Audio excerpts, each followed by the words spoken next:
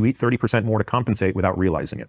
So this is one of the theories of overconsumption. Again, I don't think any one theory is entirely correct, but I suspect many theories play a role in this. And so we now have this population that is a significant percentage are obese, morbidly obese, almost 3/4 are overweight. That's a ticking time bomb, isn't it, Peter, for a country?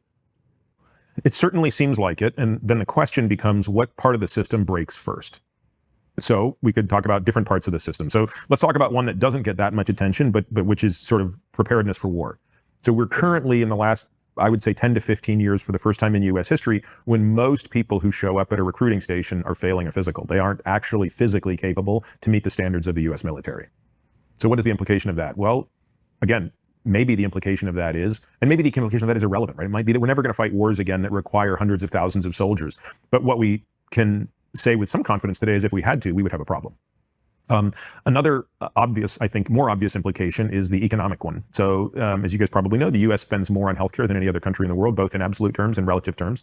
In relative terms, we're spending about 18% of our GDP in health. And that's problematic in many levels, but perhaps the most problematic aspect of that is that the rate of healthcare expenditure as a function of GDP is outpacing inflation by 3-4%, and it's been doing that without abating. In other words, there was a day when healthcare spending as a function of GDP was 5%, it's now 18%, and that it's growing because healthcare spending is growing faster than GDP. Now, I've spent a lot of time on this problem, so this might be the problem I spend the most time thinking about. And what's driving that cost is many things, but a piece of what's driving it is our health. It's not the only thing. To be clear, anybody who says you are going to solve healthcare economics by getting everybody healthy is wrong. They simply don't. Aging is a massive factor, isn't it? No, I mean, believe it or not, the biggest thing that's driving the U.S. Healthcare spending is the consumerism mindset of an American. Okay. Yeah. So technically, the single biggest driver, because U.S. healthcare spending is 85% of it is divided as 1/3 drugs, 1/3 facilities, and 1/3 personnel. And then 15% is administrative cost that's associated with a multi-payer system. So which of those three buckets are being driven? Because this administrative piece is not being driven by how sick people are. That's simply the infrastructure of our system. Technically, the cost of personnel is really more a function of the U.S. economy and salaries here. So it really comes down to facilities and medications. And so it's really the medication bucket that is pushing hard, that you could reduce the most by fixing the health of the population. And but again, every dollar matters when you're at 18% and trying to avoid being 19% and 20%, which we probably will at some point if we don't fix this problem. And then I think there's sort of just the personal toll it takes, which is, it's harder to put a dollar amount on that, but there's a ton of stigma associated with being overweight. I don't think there's anybody out there who's walking around who's overweight, who's oblivious to the fact, or who wants to be in that situation. And I think many of these people are quite frustrated. And I think I think it's very easy to kind of demonize people who are unhealthy and say, why don't you just buck her up and eat less and exercise more? But I think that's I don't favor that approach. And I think that why not? I think we need to have more empathy for people. Like, I think, sure, there's always the edge case of the person who just truly says, fuck it. Like, I just want to eat Big Macs all day and I don't care. But I think the truth of it is, for many people who are in that situation where they have type 2 diabetes, they're overweight, I think they go through bouts and spurts of really trying and not necessarily achieving the success they want. We also have to sort of bake in this idea that people, I think, have different amounts of willpower, and I don't know that you can take much credit for it. So like, I tend to have very high willpower. Did I do anything to hone that? Like, isn't that kind of just like why I have brown eyes too? Like, I'm the height that I am. All of the characteristics about me are largely innate, and I view kind of willpower as one of those. Do you not think I'm sure there's an element of it that's genetic. Do you not think it's also a muscle that you train? Like, you train yourself. But why do I train it? The number one mistake made by cholesterol and blood pressure drug takers. I'm Dr. Living. Well, what gives me the desire to? I agree that you practice this stuff, and I put it into practice in many things I do. But this is one of those areas where I really debate free will. Like, I'm in it. That's why. Yes. I could spend hours talking about it and demonstrating my ignorance. But when I examine things in myself, I tend to appreciate that I can't take credit for much. Luck has sort of given me, maybe genes that are less susceptible, a stronger desire to do a certain thing. Anyway, all of this is a long-winded way of saying, I think there's an enormous personal toll of these things. I think there's, a lot of denigration of self-worth and things of that nature. And I think, look, you see this bubbling to the surface in the discussion around GLP-1 agonists and their derivative drugs, right? Which is the morality associated with using them, right? Is it Those are the weight loss drugs. That's correct. These are drugs like, I don't know if they have the same Ozempic. names in the Ozempic, UK. Yeah, Ozempic, Mounjaro. There are newer versions of these drugs that are not even yet approved that look even more potent, right? So semaglutide, which is the drug that is Ozempic or Wegovy, is actually the third generation of that drug. Mounjaro or tirzepatide was the fourth, and then the next one coming out is called retatrutide. Looks even better than the fourth one, which is better than the third one, which was a log form better than the second one. Point is, these drugs aren't going anywhere. In the pipeline of these, there's 20 of these things in the pipeline. But I think as a society, there's a lot to wrestle with because the cost of these drugs is significant. But I also think deep down, a lot of people think, is it, there's a judgment that comes from some, I think, when it comes to their use case. Of course, Peter, yeah. sorry, finish your point. I was just going to say that there's the economic consideration of them as well, which everybody brings up. Peter, how much of this is, because I've noticed something. So I can't drink alcohol because I just can't. I can't control myself when I'm on alcohol. And if I have one, that will lead to many more. I know that. That's why I don't drink. How much of this is addiction? Because I've noticed, as somebody who has a personality which is obsessive and can, if unchecked, can lead to addiction, I've noticed that when I eat things here, I get a little kick that I don't get back at home. And in particular, when you look at fast food, when you look at sugar, how much of this are companies putting things in their products which they know will mean people will get addicted to them and will come back again and again and again and again? I don't think it's a moral thing. I think it's them just trying to boost profits. Yep. So a couple things. I think that I try to not use the word addiction because it has such technical meanings, and I don't want to get into the nuances of what constitutes a true addiction because there's a very clear clinical definition, but the point is what's important, not the terminology. So if we bracket that the word addiction may or may not apply to food for the average person, your point is very well taken. And I would argue that any American who has spent any time in Europe, and I love being in Europe, will explain exactly what you've just said, which is we have the reverse experience, right? When we go to Europe, whether we're in Italy, it doesn't matter. You could be in the food central of Europe. You just don't tend to overeat the same way that you can in America. And I have spent untold hours asking people, why do you think that is? What is it in the food in Europe that seems to be different? I have never been able to find empirical evidence to support my assertion. It's all anecdotal, but you are yet one more person to kind of ring that anecdote true. I think there's a lot of things, right? I do agree that in Europe, the portion sizes are so much smaller. And I think that this has been an observed phenomenon that's been done in studies. When you give a person a portion size, they will often eat past their limits. So there was experiments done many years ago where they gave people these drinks, right? So it was kind of like a milkshake sort of thing. And they had one group drinking one drink and another group drinking another, but the one group was drinking it where it was being refilled at a level that, allowed it to constantly stay higher than it would have been if they were just drinking it. And of course, the question is, are people stopping when they're full or are they stopping when they finish? And of course, these people were drinking more than the other people, meaning that the people who had a refilling drink. So that would suggest that if you put more food on a person's plate, they're going to eat more. So portion sizes matter. Most people have talked a lot about the differences in wheat quality between Europe and the UK, between Europe and between North America. And obviously a big difference here is we use glyphosate on our wheat. In Europe, it is not used. And so it's really not, to me, about the GMO distinction, but it is clear that there might be a difference in the use of glyphosate. For example, people talk about how they just don't feel as bloated when they eat things there. You've already alluded to the fact that less sugar tends to be used, but also it's like, think of how smaller the cans and bottles are and stuff like that, right?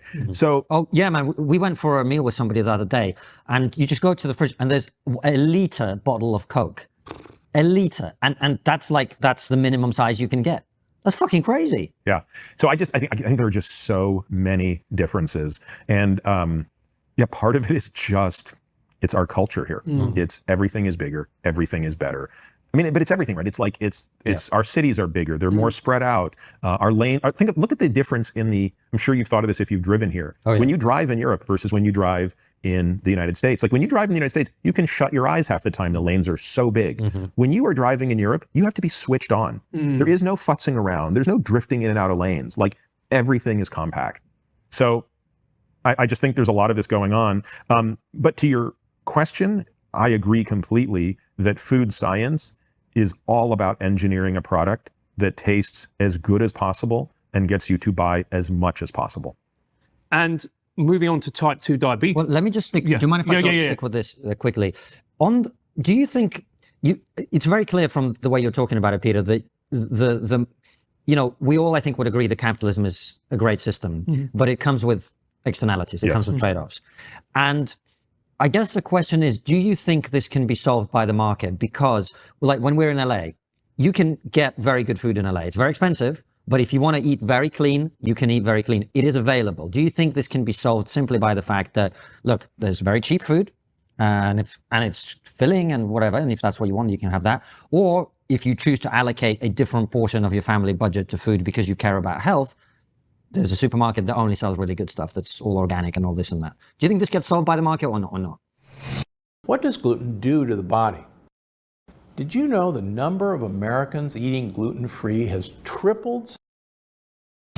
We recently reached a huge YouTube milestone with 1 million subscribers. Amid the celebrations, however, there have been a few cynical voices too. Some people are asking, how did two guys with weird hair and no obvious talent manage to create some of the most sensible in a seance? Now it looks like this, and this.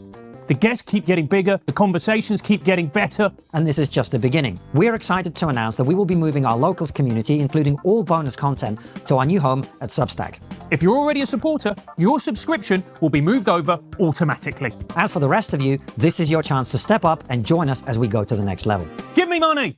Chill out, mate. We need a bit of finesse here. What he's trying to say is that the show will only keep getting bigger and better with your help. You already know about the bonus content we have for supporters. For just $7 a month or $70 a year, you get ad-free extended interviews before the proper haircut. He's not going to get one, but... Non-linear, the effects, you can't disentangle politics from this. And I think it's very counterintuitive to people, to myself included, how non-linear the effects of agricultural subsidies are on what we ultimately consume. Now, if I were czar, but I also had infinite time where I could do multiple experiments, so I had kind of like a parallel universe, the first thing I would do is just see what happened when I removed all crop subsidies. I don't believe that's the answer, by the way. In fact, I don't think that will get us where we want, but it will perturb the system enough, and I would really like to see what would happen. Right. So right now in the US, corn and soy are the dominant crops, and they are heavily subsidized. Of course, corn is the backdrop for most sugar, right? Most sugar in the United States is not cane sugar. It's high fructose corn syrup, obviously derived from corn. I would be very curious to just see what the economic ramifications would be of a complete elimination of subsidies. Then what I'd want to do is perturb the system further in the direction that I would want things to go, right? Everybody knows, you know, show me how a person gets paid and I will show you how they act. And so if we wanted to create a state where fruits and vegetables, whole foods, you know, regenerative agriculture as a concept, which we didn't talk about, but we could, became the norm, which meant it wasn't just available to rich people in Beverly Hills, but it was available to everybody, right? Anybody who was trying to put food on their table could acquire this food. What would have to be true?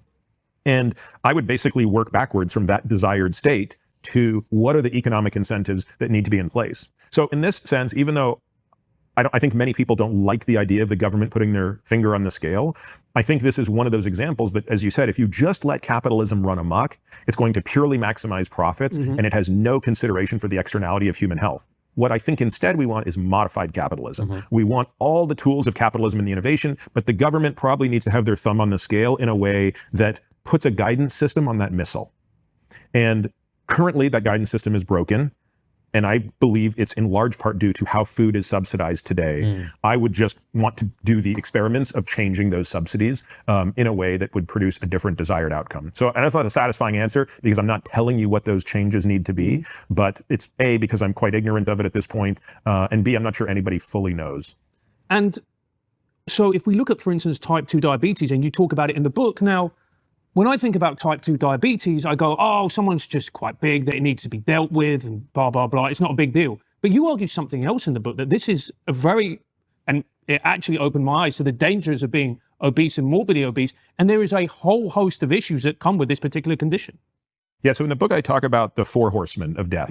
And the reason I talk about them is that anybody who's listening to this podcast, like, they're probably going to die from one of the 4 horsemen. There's about an 80% chance if you're listening to us right now. You're about to die. And so, and part of that is due to the success of Medicine 2.0, right? Like, you're not likely to die giving birth to a child anymore. You're not likely to die of an infection. You're not likely to die of cholera. You're not likely to die of influenza. Like, the things that killed our ancestors 200 years ago are not the things that kill us. So now we die of cardiovascular disease and cerebrovascular disease, heart attacks and strokes, cancer, dementia and neurodegenerative diseases, and these cluster or spectrum of metabolic diseases that include everything from hyperinsulinemia, insulin resistance, obesity, fatty liver disease, and type 2 diabetes. Now, what's interesting is that that fourth horseman by itself doesn't kill that many people. So if you actually just look at death certificates and say how many people on it, it's really funny, filling out a death certificate is it's much more complicated than you would think. You have to list the primary cause of death and then all the contributing factors. And you have to be very, very technically correct when you do this. So if you were to just look at the 2.6 million death certificates that were filled out last year in the United States, very few of them would have type 2 diabetes as the number one proximate cause of death. It's when you look at how many of them have cardiovascular disease, cancer, dementia, all these other diseases, where a contributing factor is indeed type 2 diabetes. And the reason is type 2 diabetes contributes so much to each of those diseases by effectively doubling your risk of each of the other three horsemen. In fact, if you have type 2 diabetes, your risk of all-cause mortality goes up about 40 or 50%. That means if you take an individual with type 2 diabetes, their risk of dying in the subsequent year from any cause is 50% higher than someone without type 2 diabetes. And do we know the reasons for that? Yeah, we think that the majority of it comes down to what happens when glucose is dysregulated, because that's what type 2 diabetes is. It's a disease of glucose dysregulation. It's a mismatch between how much glucose is in the bloodstream and how much that person is able to dispose of it, which is just a technical word for put that glucose into their muscles and into their liver and keep their blood glucose levels normal. And if the blood glucose levels are elevated, and they don't have to be elevated very much. I mean, to put this in perspective, the three of us are sitting here right now talking. We probably have a grand total of 5 teaspoons of glucose in our entire circulation. That would be normal.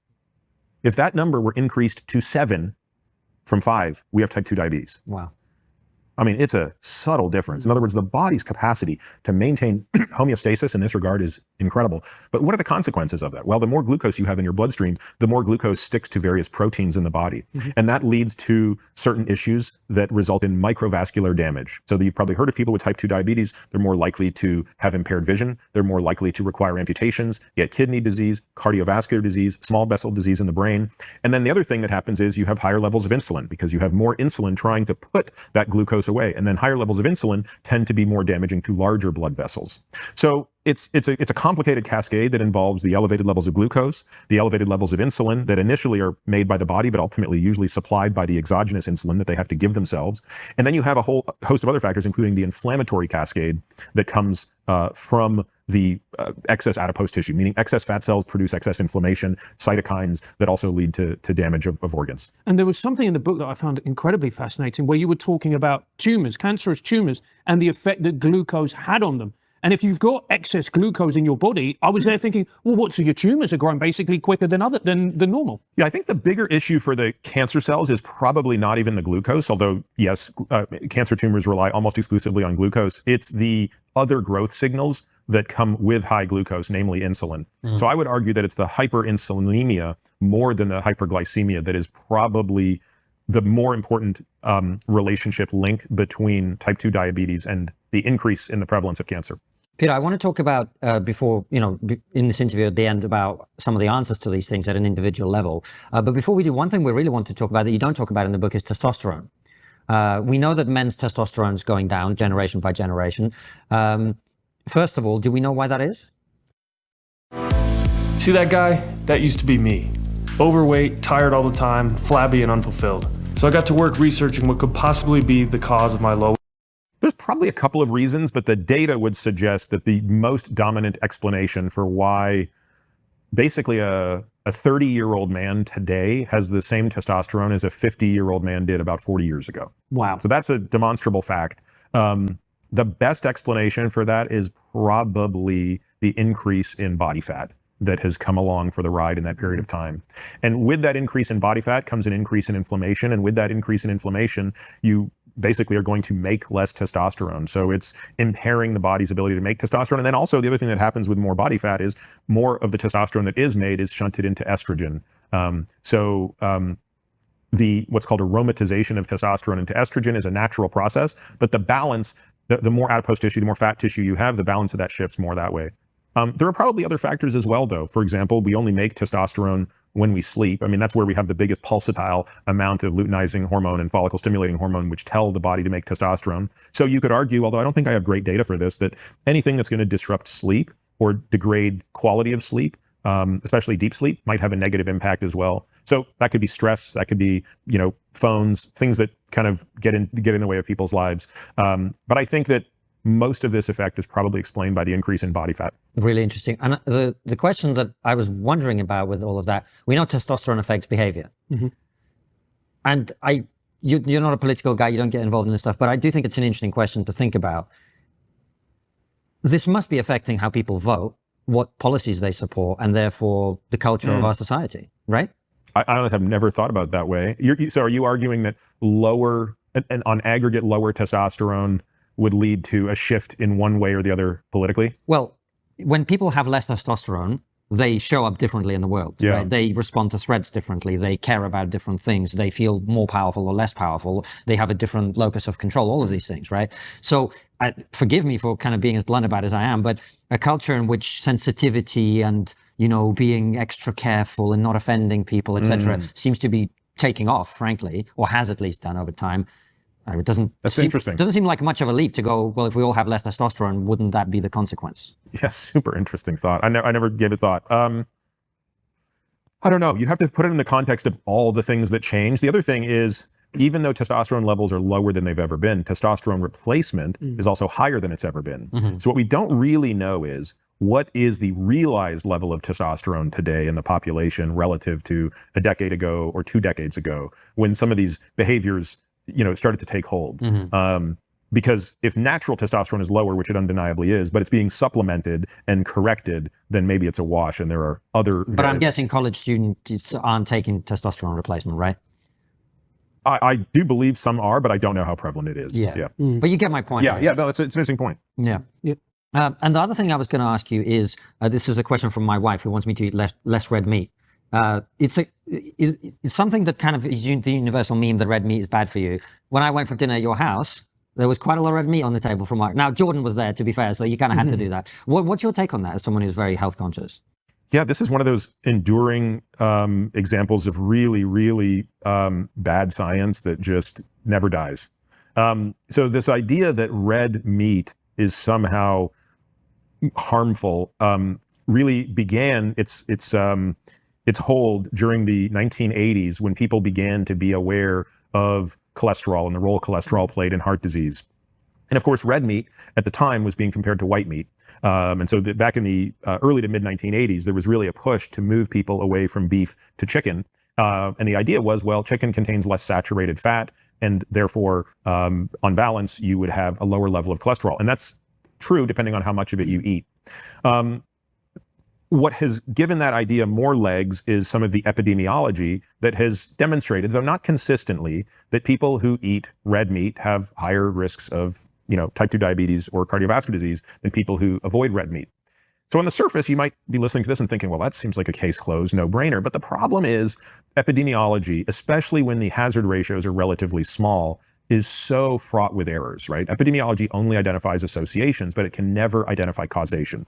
And so one of the biggest challenges with the red meat epidemiology stuff is that people consuming red meat and people not consuming red meat tend to be proxies on average for very different behaviors. So for example, people who consume red meat on average will tend to consume more processed foods. In fact, much of the red meat that they consume is in the form of processed red meat, like, gas station jerky sticks and things like that.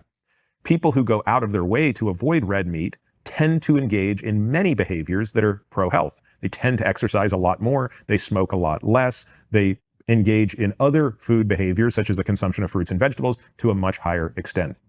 Now, what's interesting is when you strip all of those things away and you normalize for, say, vegetable consumption, that cancer-causing effect of red meat completely vanishes, right? So in other words, when you just say, let's compare people who eat red meat to people who don't, you're going to get that difference in risk. But yet, when you start to correct for everything, including servings of vegetables in a day, all of a sudden the supposed harm of red meat goes away. I think there's more nuance to it than that, frankly, and I think it also comes down to the type of red meat you're going to consume. And I don't think all red meat is created equal, just as I don't think we've already talked about how in Europe, There's clearly something different between the bread and pasta in Europe and the bread and pasta in the United States. And it's not a stretch to assume then that not all meat is the same. And I don't, I mean, so much has been said about it. I don't need to harp upon it, but I think there's a fundamental difference between consuming farmed red meat and consuming, grass-fed red meat that is free of antibiotics and hormones. Now, again, this gets back to a problem you raised earlier, which is that's a great thing to say when you're, well-to-do enough that you can afford to buy those things, and not everybody can. So that said, I still think that that the majority of the literature condemning red meat is highly flawed. I would say that if a person consumes red meat, they should probably make an effort to invest a little bit more and get the red meat that's probably of the highest quality. And this may be an incredibly stupid and factually incorrect question, but I have heard a lot of talk and read a lot of talk about the fact, the idea that actually there's several types of human beings and some are supposed to eat meat and others are not. Is there any truth to any of this? I have a really hard time kind of accepting that. I mean, I think the basis for that line of reasoning stems from the fact that, you can trace our ancestors to different parts of the globe, right? So my ancestors all came from Africa. Yours came from Northern Europe. There's someone whose ancestors came from Asia. And the idea was, well, my ancestors would have ate more of this and less of that. And therefore, would I be more naturally suited to that? Again, I've just never seen compelling evidence to support what is otherwise a very lovely story. And so before we move on to our final question, there's the average person who's sitting there watching this or listening to this, and they're thinking, right, this is really interesting and this is great, but how do I become healthier as a person? What can I do to improve my health and to live a longer, and most importantly, not just longer, but as you said in the book, healthier life? Well, it's actually interesting. It's the one thing we didn't talk about today. I mean, we did a lot of things we didn't talk about, but I think the most important thing that we didn't talk about, but it's okay because there are 3 of the 17 chapters in that book are about it, is exercise. And I think that let's not focus on that. What else can I do? No, I'm joking. Carry on. Honestly, Well, I have to make an effort. God, no. But for some people, myself included, food requires more effort than exercise. So everybody has their own cross to bear in this regard. And for me, food is the biggest cross to bear by far. Sleep comes naturally to me if I do the right steps, meaning it comes naturally to me to be disciplined about sleep hygiene. It comes very naturally to me to want to exercise. I get the reward in the short term of actually feeling good. And for whatever reason, it connects with my cognition where I can tie my ability to do something now to what I did in the gym yesterday. But food is very difficult. Food is a never-ending struggle for me. If left to my own devices, I would eat French fries, Kentucky Fried Chicken, and pizza all day, every day. I love it so, so much. You two would get on. Yeah, we do. You should come around one time, Peter. Let's just go. Do you know the last time I was in the UK, I made a point to have fish and chips every single day? I was like, you know what? I'm only here for a week. Like, I'm just going to go to hell. Absolute psycho. Yeah. You see, and that's why you're here. There's a connection. Couldn't stop eating fish and chips. Couldn't stop. Yeah. But I think that the majority of the health span benefits that we speak of, both mind and body, are going to come from exercise. So if someone said, look, Peter, just direct me to one thing, I would direct them to, hey, read the chapters on exercise and figure out a way to sort of balance your exercise portfolio around the right amount of strength training, the right amount of cardio training, the right amount of movement training. And I think that that's on a singular level going to pay higher dividends. It's been a fantastic interview. Thank you so much for coming on the show, Peter. Final question is always the same. What's the one thing that we're not talking about that we really should be? Before Peter answers the final question, at the end of the interview, make sure you click the link in the description, go to our Substack to see this. If I'm overweight, should I be taking Ozempic? The single most important recommendation that is female specific, and especially for her demographic, is What has been the nuttiest thing you've ever come across that people recommend to extend lifespans? And why does drinking your own urine tend to come back around? Question mark. Yeah, I'm asking the questions that matter.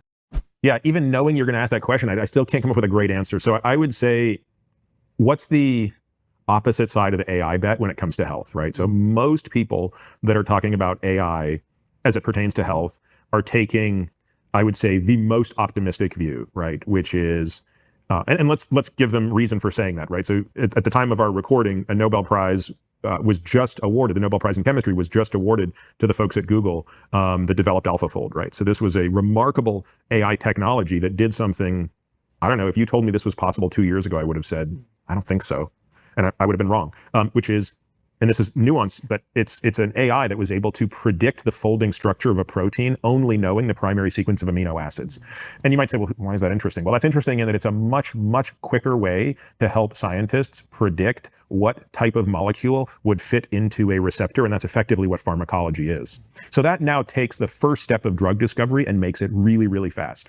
So based on that, I think many people are now saying, in 10 years, we are going to be immortal, because when you have an AI that can solve that problem today, and you look at the pace at which AI is growing, what is it going to be solving in 10 years? It's going to solve aging. So I've met with many people, some of whom I think are incredibly intelligent, who say, look, in 10 years, it doesn't matter. Just don't die for the next 10 years and it's all going to be okay, because in 10 years, AI will have solved death. And I think while that might be a slightly extreme view, virtually everybody I talk with in healthcare says AI is going to completely change our lives for the better with respect to health. And I just think it would be interesting to hear the bear case on that. And what's the less optimistic case? Not that AI is necessarily harmful, but that aging is a much more complicated problem than some of these standard engineering problems. And while what AlphaFold did is incredible at the chemical level, it still doesn't solve, like, how do you unfold proteins in my body that have folded irreversibly? So we should keep drinking our own urine for the meantime. To stave off aging. Just take the hedge and assume that, keep exercising. Yeah. Keep I literally exercising. can't think of anything worse to. I actually would rather die than drink my own urine for the rest of my life. Peter, I don't know why we ended on that. Thank you so much for coming on the show. It's been absolutely awesome. I actually do recommend your book to everybody because it was so transformational for me. It really, I really hope more people read it, because as I said, I was somebody who was not paying too much attention to my health. I was busy with work. I sort of thought I was very healthy anyway. It's been genuinely eye-opening and transformational. I think if more people read it, the world will be healthier. So all power to you. I hope people buy Outlive and read it. It's a fantastic book, and keep up the great work. Thank you so much, guys. Appreciate it. All right, head on over to Substack where we ask Peter your questions.